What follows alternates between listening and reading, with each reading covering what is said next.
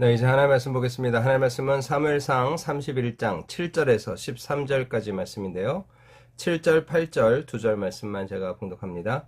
골짜기 저쪽에 있는 이스라엘 사람과 요단 건너쪽에 있는 자들이 이스라엘 사람들이 도망한 것과 사울과 그의 아들들이 죽었음을 보고 성읍들을 버리고 도망하매 블레셋 사람들이 이르러 거기에서 사니라. 그 이튿날 블레셋 사람들이 죽은 자를 벗기러 왔다가 사울과 그의 세 아들이 길보아 산에서 죽은 것을 보고. 아멘. 예, 우리가 어제 사무엘상 31장 1절부터 6절의 말씀을 통해 사울과 그 세 아들의 죽음의 이 사건, 죽음의 사실을 우리가 확인했습니다. 사울은 참 비참한 죽음을 맞이하게 되는 거죠. 누군지 알 수 없는 어떤 화살을 맞고 중상을 받게 됩니다. 그래서 그 중상에서 자기가 살아날 수 없다는 걸 깨달은 그는 이런 상태에서 자기가 어떻게 또 잡혀가지고 블레 사람들에게 모욕을 당할까, 그게 또 두려웠던 거죠. 그래서 자기 무기 든 자에게 야, 네가 나를 죽여라. 하지만 무기 든 자가 어떻게 자기가 섬기는 죽은 왕을 죽이겠어요. 그러니까 죽이지 못하니 사울이 자결을 선택하는 거죠. 참 비참한 죽음이 아닐 수 없습니다. 그런데 이런 사울의 죽음과 함께 또 우리의 마음을 짠하게 하고 아프게 하는 것은 그의 아들 요나단의 죽음입니다. 하나님 앞에 의롭게 살고 다윗의 버금가는 참 신앙의 덕을 갖춘 인물 요나단이 자기 아버지 곁에서 죽어가는 거죠. 여러분, 그런 상황 속에서 오늘 이제 그들의 죽음이 또 어떤 결과를 맺게 됐는지, 오늘 그 또 다른 사건을 오늘 우리가 목격하게 되는데요. 오늘 주님이 주시는 이 말씀을 따라 주님의 교훈을 함께 나눠보고자 합니다. 골짜기 저쪽에 있는 이스라엘 사람과 요단 건너쪽에 있는 자들이 이스라엘 사람들이 도망한 것과 또 사울과 그의 아들들이 죽었음을 보고 성읍들을 버리고 도망하매. 예, 지금 오늘 이 싸움은 이 싸움의 전쟁의 어떤 승패의 결과로만 끝나지 않았다는 거죠. 이 싸움에서 이스라엘 백성들이 싸움에서 져서 패퇴해서 도망치게 되는 겁니다. 그래서 골짜기 저쪽에 있는 이스라엘 사람도 도망치고 또 요단 건너쪽에 있는 자들이 이스라엘 사람들이 도망한 것을 보고 어떻게 하나요? 그들이 자기들이 사는 성읍을 버리고 또 도망하게 된다는 거죠. 그러니까 오늘 이 전쟁은 계속해서 또 다른 잘못된 결과를 낳게 된다는 거예요.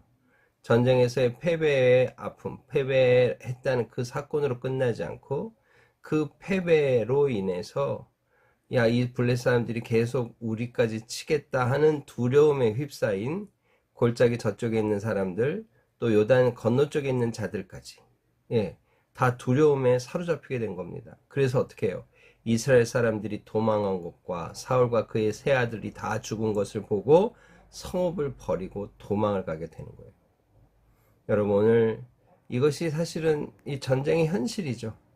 여러분, 바로 곁에서 우리 아군이 죽어가고 아군으로 싸웠던 우리 동지들이 다 도망쳤다고 하면 여러분, 옆에 있는 사람들이 이 전쟁의 어떤 의지를 불태우기 쉽지 않죠. 야, 우리도 또 해를 당하는 거 아니야? 하고 도망을 치는 것은 당연한 일입니다. 오늘 그런 일이 벌어졌다는 거예요. 여러분, 오늘 이런 이야기를 쓰면서 오늘 사무엘상 저자는 뭘 우리에게 가르치는 걸까요? 오늘 사울의 이 죽음, 마지막 죽음과 함께 사울이 싸웠던 이 싸움의 전쟁은 이렇게 또 다른 영토를 뺏기는 그런 결과를 낳았다는 거죠. 여러분, 그래서 이스라엘 백성들이 도망하니 어때요? 블레셋 사람들이 이르러 거기에 산이라. 무주공산이죠. 그러니 블레셋 사람들이 와서 피 흘리지 않고 싸우지 않고 비어있는 땅을 차지하게 됐다. 비어있는 성읍을 차지하게 됐다. 지금 그 얘기를 하는 거죠. 근데 이제 그 다음에 또 하나의 아픈 이야기를 우리에게 전해주는데요. 그 이튿날 블레셋 사람들이 죽은 자를 벗기러 왔다가, 이 죽은 자를 벗기러 왔다는 뜻은 무엇이겠어요? 여러분, 예전의 전쟁은 이 전리품을 취하는데 그 전리품이 군인들이 이제 머무는 막사, 그죠?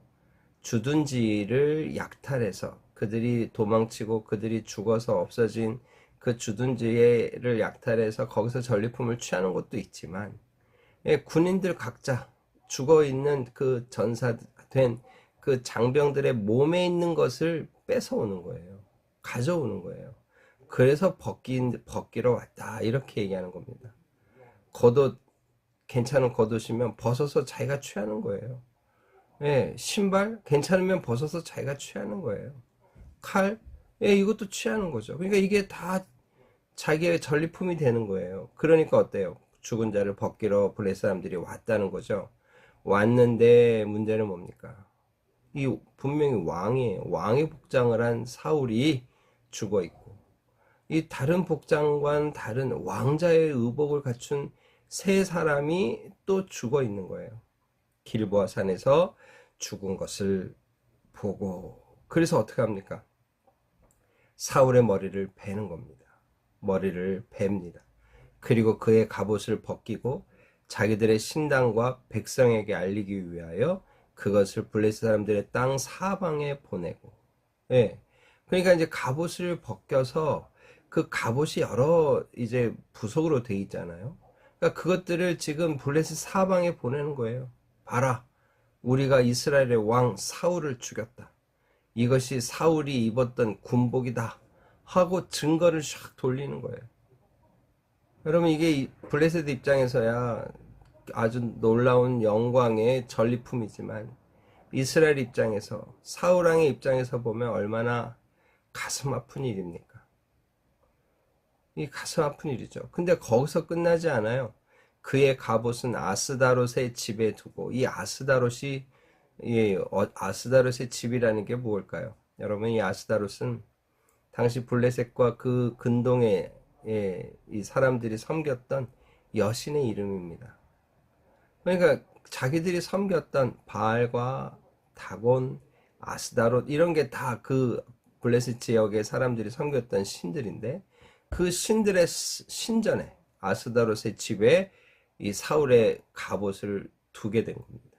그리고는 어떻게 해요? 그의 시체는 벳산 성벽에 못 박아요. 이 못 박았다는 이야기는 뭐겠어요? 시신을 잡아서 올려서 벽에 커다란 못으로 벽에 고정시켰다. 이제 그런 이야기죠. 야, 이게 참, 이 전쟁이 잔인한 게 이런 면인 거죠.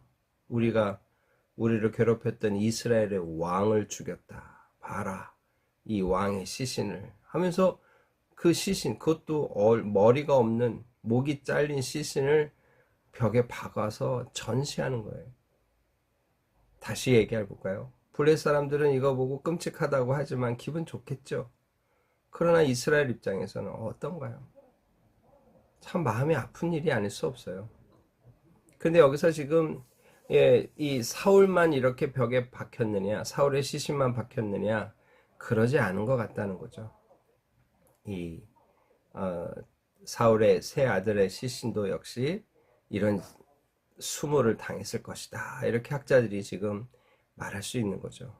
예. 그래서 어떻게 되나요? 길앗, 이제 이렇게 된 상태에서 11절입니다. 길앗 야베스 주민들이 블레셋 사람들이 사울에게 행한 일을 듣게 된 거예요. 그 길앗 야베스 주민들이 어떤 주민입니까? 어떤 사람들입니까? 여러분 기억나십니까? 사무엘상 11장에 이 암몬 사람 나하스가 이 길앗 야베스의 이 지역에 침략합니다. 그리고는 너희 오른 눈을 다 빼라. 그러면 내가 너희와 화친하겠다. 이렇게 얘기하는 거예요. 그러면서 아주 모욕을 주는 거죠. 그때 길앗 야베스가 갓 왕이 된 사울에게 도움을 요청하고, 이 사울이 하나님의 영에 감동돼서 이스라엘에게 군대를 요청하고, 그래서 이스라엘 백성들이 군인으로 모여서 이 길앗 야베스 주민을 위해 싸웁니다. 그리고 암몬 사람 나하스를 무찔러 버리죠. 여러분, 그 은덕을 기억하고 있는 거예요. 그래서 길앗 야베스 주민들이 이 이야기를 듣고 어떻게 해요?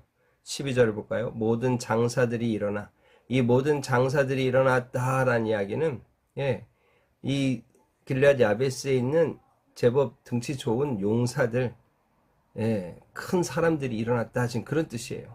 밤새도록 달려갔다고 얘기합니다. 근데 길랏 야베스부터 이 베색, 예, 오늘 있는 이 베색이라는 이 땅까지는 벳산이죠. 벳산이라는 이 땅까지는 21km나 돼요. 뭐 조금 이게 쉽게 갈 수 있는 거리는 아니죠. 그러나 밤새도록 달려간 거예요. 왜요? 자신이 받았던 은덕을 생각해서 사울왕의 시신이라도 수습해야겠다 하는 의지로 뛰어간 겁니다. 여러분, 그래서 아마 새벽녘에나 도착했겠죠. 그래서 어떻게 해요? 밤새도록 달려가서 사울의 시체와 그의 아들들의 시체를 벳산 성벽에서 내려가지고, 그렇죠? 그러니까 지금 이 아들들의 시신도 역시 벳산 성벽에 걸쳐 있었다 이렇게 보여주는 거죠. 그리고 내려와서 야베스에 돌아가서 거기서 불살랐다. 여기 지금 시신을 불사르는 것은 이스라엘의 어떤 전통 어떤 그런 장사법이 아닙니다. 이스라엘 백성들은 커다란 동굴에 시신을 넣는 것으로 장사했어요. 그것도 가족묘 형태로. 근데 불살랐다는 것이 이게 어떻게 이해되느냐, 학자들이 좀 골머리를 앓게 되는 거죠. 그런데 오늘 이 시신이 어떤 시신입니까? 완전히 훼손된 시신일 거예요. 지금 머리가 어디인지 모를 수도 있습니다. 그런 시신을 그대로 놓는 것도 어렵지 않겠어요? 그러니까 화장했다 이렇게 보는 거죠. 또 한 가지, 그냥 또 시신을 시신대로 놔뒀다면, 예, 이 부관참시라 그러죠. 이 블레셋 사람들이 또 쳐들어와서 사울의 시신을 누가 가져갔냐 해서 또 쳐들어와서 그 시신을 파헤쳐서 또 모욕을 줄 수도 있기에 아예 훼손도 심한 시신을 그냥 화장했을 것이다 이렇게 보는 거죠. 그게 맞는 해석인 것 같습니다. 그래서 불살라서 어떻게 해요? 그의 뼈를 가져다가 야베스에 있는 에셀나무 아래에 장사했다. 왜 하필이면 또 에셀나무냐? 이거 우리가 정확히 알 수 없어요. 그러나 사무엘상 22장 6절에 보면 사울이 다윗과 그와 함께 있는 사람들이 나타났다 한 말을 듣고 있는 그 지점이 어떤 지점이냐? 그때 사울이 기브아 높은 곳에서 손에 단창을 들고 에셀나무 아래에 앉아 있었다 이렇게 쓰고 있습니다. 그러니까 그가 평소에 이 에셀나무라는 나무, 이게 이제 그냥 식물학적으로 보면 상수리 나무 같은 나무래요. 그러니까 제법 큰 나무겠죠. 그 나무 밑에 앉아서 쉬는 걸 좋아했던 것 같습니다. 그런 사울의 어떤 그런 습관이나 그런 성향을 알았던 이 길라스 야베스 사람들이 에셀나무 아래에 사울의 시신을 수습했다 이렇게 좀 쓰고 있는 거죠. 여러분 어떻습니까? 오늘 저는 이 사울의 마지막 모습, 사울의 명암이다 이렇게 제가 말하고 싶습니다. 사울의 아름다운 좀 밝은 면은 뭘까요? 사울이 비록 훼손된 시신으로 그의 인생을 마지막을 맞이하고 있지만 그나마 자기가 은덕을 베풀었던 야베스 사람들의 용기와 또 그들의 정성 때문에 시신이 그나마 수습되는 거죠. 하나님이 세운 왕으로서, 이스라엘의 왕으로서 그나마 그 명예를 지켰다 할 수 있는 거죠. 어두운 면은 뭡니까?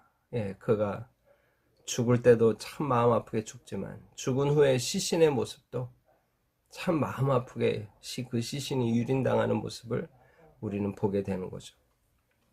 여러분 오늘 이런 이야기를 통해 주님이 우리에게 가르치는 것이 무엇일까요? 여러분 하나님 앞에 우리의 삶을 어떻게 살 것인가? 하나님 앞에 선한 삶을 살고 아름답게 인생을 살아야 된다는 교훈을 주고자 함이죠. 물론 요나단의 인생은 그러지 않았음에도 불구하고 어떻게 보면 자기 아버지 사울의 마지막과 비슷하게 참 아쉽게 처참하게 죽어가는 모습이 있습니다. 그래서 우리가 잘 설명하기가 쉽진 않아요. 그러나 중요한 걸 뭘까요? 오늘 사울의 이런 모습을 통해 오늘 우리의 마지막의 모습은 어떠해야 되는지, 우리의 인생의 하루하루가 채워져서 우리의 인생 전체가 될 텐데 오늘 우리의 인생은 어떠한 모습이어야 되는지 오늘 우리 자신을 돌아보며 믿음을 선택하기를 결정하며 기도로 무장하여 나아가는 우리 모두가 되기를 주님의 이름으로 축복합니다. 다 같이 기도하겠습니다.